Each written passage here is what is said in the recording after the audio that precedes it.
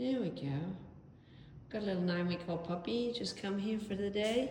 He's gonna be with me for probably about 8 months, get him all grown up, and then he goes back to learn how to be a proper sheepdog and cow dog. He's a fantastic little fella. So what we've done here is set him up with a little puppy pen.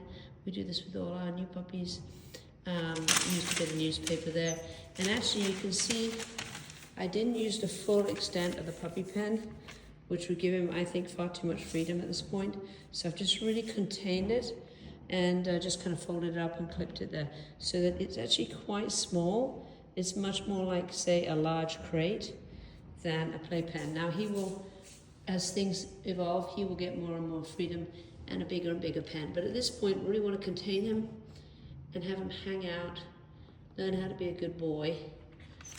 And I don't want to give him too much opportunity to find a corner to tinkle in. Now he probably will, but if we keep it relatively small, there we go, spilled his water already, we'll be in, most likely he'll act a little distressed and I can whip him out quickly. Now he has just been out for pee and he's been out for poo. And I'm hoping, I'll have to refill that water, but I'm hoping he'll settle and we'll get a little nap out of him. Now this is his first day away from home and he was raised on a beautiful ranch, but here we are bringing him into a domesticated environment. And he's gonna act like a little Tasmanian devil, probably missing his siblings, and he's a little frustrated. So we'll just let him get this out of his system, and eventually he'll collapse and have a wee nap. So yeah, we'll see how it goes. I'll time how long it takes for him to conk out and give me a little snooze. So he's given us some frustration there. I will refill his water. Okay, so I just refilled his water. That wet patch there is just where he spilled his water. And now he's starting to settle, but I'm going to walk away.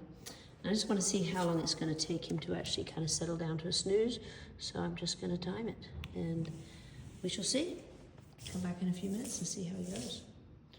All right, mate, try to have a nap.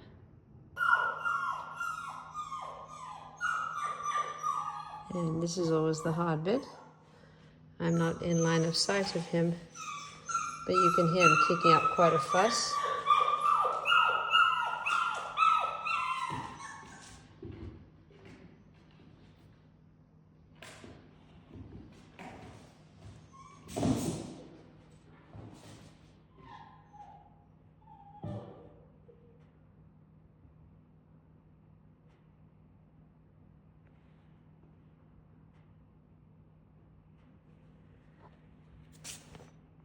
He may be just about to settle. I think that was like a little last burst of energy before the big nap here.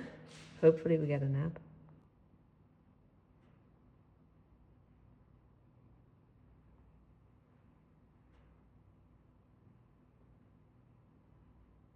And we can see there he's starting to get a little drowsy. He can hear me.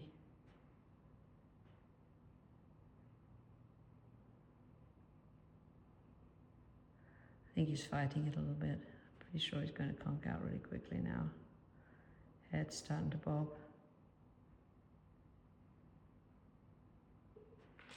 There we go. Okay. Now we have a settled puppy. Let's go see what the timer says. It will disturb him for me to go do that, but it's just an interesting experiment because I'm sure even though he's disturbed, he's going to conk back out as soon as I walk away. Let's see. Let's see what the timer says.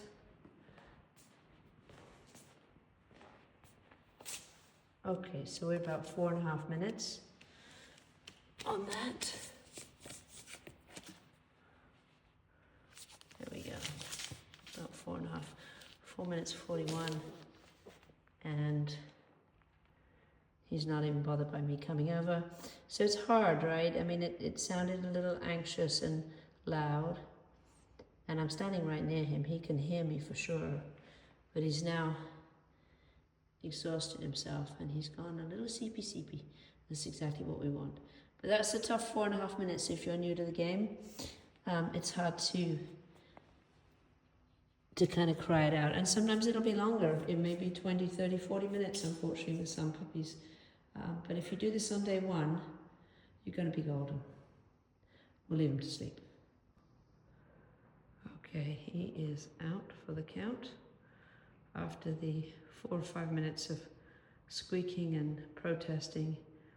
Sleep got the better of him, and now he's having a really good slumber. So what I want to do is I want to be the person that wakes him up, not have him wake me up. So I'm just going to use another screen here. And let's see, I'm going to set a timer for about, let's see, just about 45 minutes. We'll hit start. Okay. And that will let me know after 45 minutes I will come and wake him up, take him out for pee, pop him back. And that way it's on our terms. We're not waiting for him to squeak, because if we wait for him to squeak, it's easy for us to say, oh, look how clever, he's letting us know he needs to go out. But equally, he could be figuring out, hey, when I squeak, they come and get me. And you can end up in a rock and a hard place, because you know they need to go out for pee, but you don't really want them demanding with their voice that you come every time. So the more you set the timer, and you control when they go out, but be fair, I'll do 45 minutes, the better. Okay, that's a good tip. So the alarm went off. He's actually awake, but he hasn't gotten up and done anything. Oh my goodness. Mama's got to take you out for a tink tink. It is so hot outside. Oh, it's so hot outside. Let's see what we can do, huh? It's scorching hot out here, but I brought him out, and I suspect he's going to pee as soon as, whoopsie, sorry mate, as soon as his feet hit the floor. All right, you want to go for a little wee-wee? Yeah, you do. Look at that instant tinkle. That's potty training. Oh, you needed a big pee, didn't you? You needed a big pee. Well done, little fella. Wow. That is a big wee-wee. Well done, mate. Yeah. Good. So I just brought him out to a gravel patch that I don't mind him peeing in. Just try to get the habit going. Good lad. Now we'll go for a little play for a while, huh? Go play for 20 minutes and give you a little supper. That'd be good.